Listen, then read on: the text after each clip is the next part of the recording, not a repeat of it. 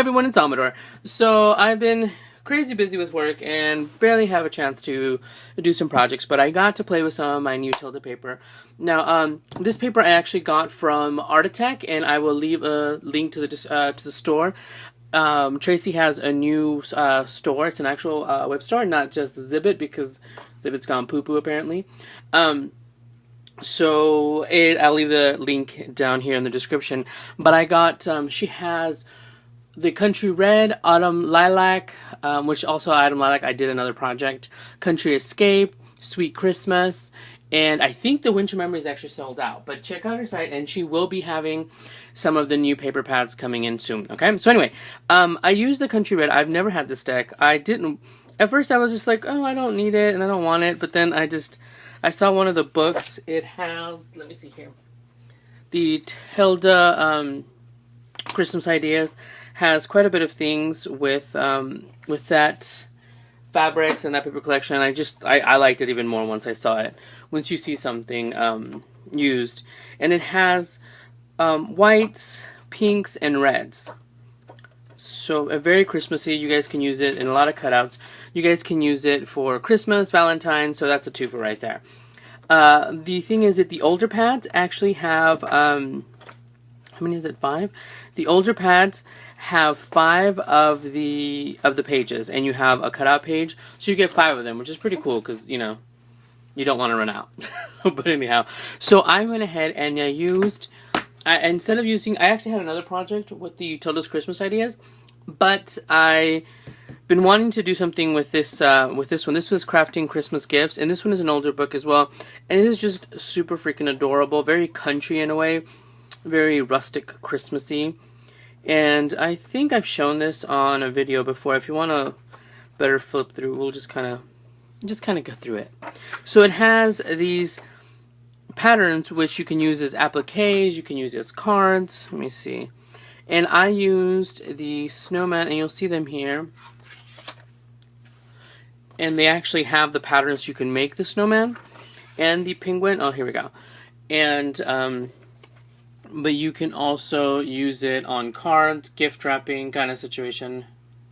See right there. Let's see, and I'm trying to get, oh, and they have like little earmuffs and their buttons. So it's a gingerbread man. Now I will say I have tried to make the gingerbread man. Mine look like voodoo dolls. It's pretty sad. Yeah, that sewing project didn't happen. Okay, so here are the penguins. A better look at the penguins, and here they are. They're super cute. They have some in a wreath. Like I said, they look like that. So that is super cute. And they have this pattern for the little rustic kind of tree. And see here they have it in the gift boxes. Let me lift this up. They have it on the tray. So yes, let me see. Let me find the pattern. And of course the patterns come in the back. And I used this one, this snowman. And here's a penguin. And they have them in different sizes. And here they have them like for the smaller sizes for the cards. Now I was going to use a smaller size, but then I'm like, you know what? It's going to be a pain. Because I fussy cut them old school way. And I mean, that takes forever. Which Carol, she's one happy crafty chick. She does layouts and she fussy cut stuff. She uses her Cricut, but she also does it old school, and that takes forever. So I commend you, Carol, because I'm too lazy to do that. But I had no choice in this situation, so let me show you guys. So I had to put some fabric down because of the wood desk that I'm working on here. It makes it darker. So anyway, so this is what I did, and I wanted to make it look like I had used the fabrics because I'm too lazy to make the actual stuffed snowman and penguin right now. Instead of just using white and black. So I used the darkest paper for the penguin's body. And they have noses on the, let me see if I have right here. I had made extra copies. They have noses, and they have tiny, tiny eyes. I apparently gave them big old beady eyes. But I didn't want to put the noses. I just wanted to make it look like the scarves were covering their noses, like it's super cold. Ironically, this one's a snowman. So anyhow, I used the one that had more white for the snowman's body, and the one that had the darker one for the penguin. I used pink for the belly here. And I positioned them. It took me quite a bit. Like I said, I printed them, and then I fussy cut every piece out. And then I cut this to kind of match and coordinate so it continuously goes with the pattern. And this one says, "Life is so sweet with you in it," and this is from the first page that has the die cuts. And most of these papers are just basically flipped upside down. I was going to make it with just one of the paper sheets, but it was so much red. This is a lot of red. I mean, this thing means red, okay? When it says Country Red, it means red. But the only papers that I used that weren't Tilda were white cardstock to kind of, I made several different layers to break up the colors, because it's quite a bit of red, and if I didn't, I think it would have overpowered the actual image. So, but yeah, this one has his scarf, little penguin, it goes up to the side, and this one goes up to the side. This is one of my faux chipboard Tilda buttons that I made. I made one right there, and I made this red one. It actually has it on the printout, and I just wanted something there. And I put this one here. I feel it kind of like fades into the background in all actuality to kind of put something up there. I didn't want to put like flowers or anything, all the other stuff. I just wanted to make something with the actual paper. And see, it's pretty freaking dimensional. So in the image, they have little buttons for the earmuffs. So I went ahead and used some of my vintage buttons to put them on there. And it looks sewn because it has the thread. This is actually, what is it, crochet thread? Or cross stitch thread. I went ahead and just threaded the button, and then I glued it to the image. And so yeah, so then you can see, like, and this is where the papers break up, and they're basically the same papers. They are broken up with the white paper. And this card is actually pretty big. It's 6 by 6 because I was going to use a smaller image for the snowman and the penguin, but I felt that it was just so tiny, it's such a pain in the butt to cut. And also, so I love using my papers, but I also like to preserve them as much as possible. And you can see there's 3 different layers of the papers here. And at one point I'm like, okay, that's a lot of paper.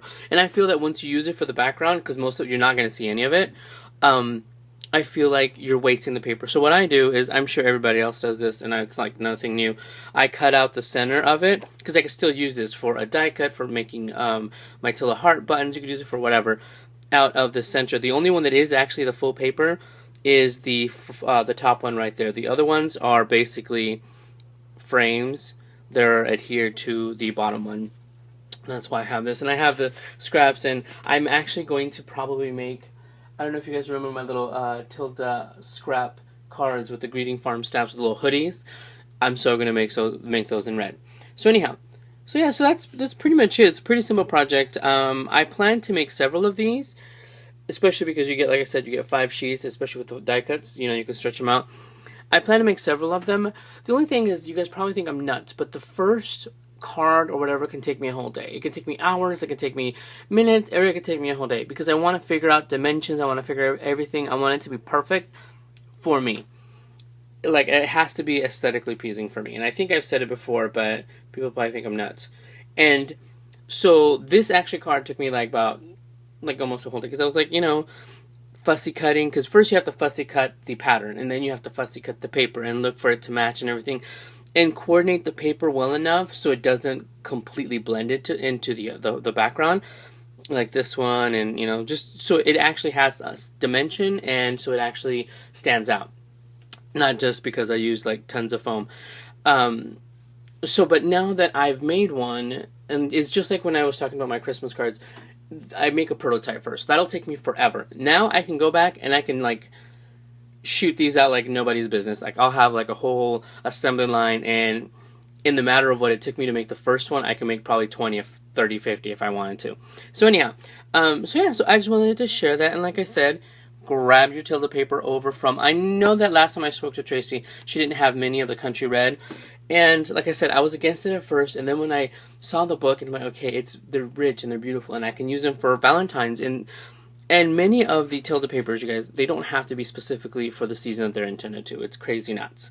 So yeah, I hope you like it. Let me know what you guys think, and I will come back with another video showing you guys my my project with the Autumn Lilac paper pad. All right, so I will talk to you guys soon. Bye, everyone.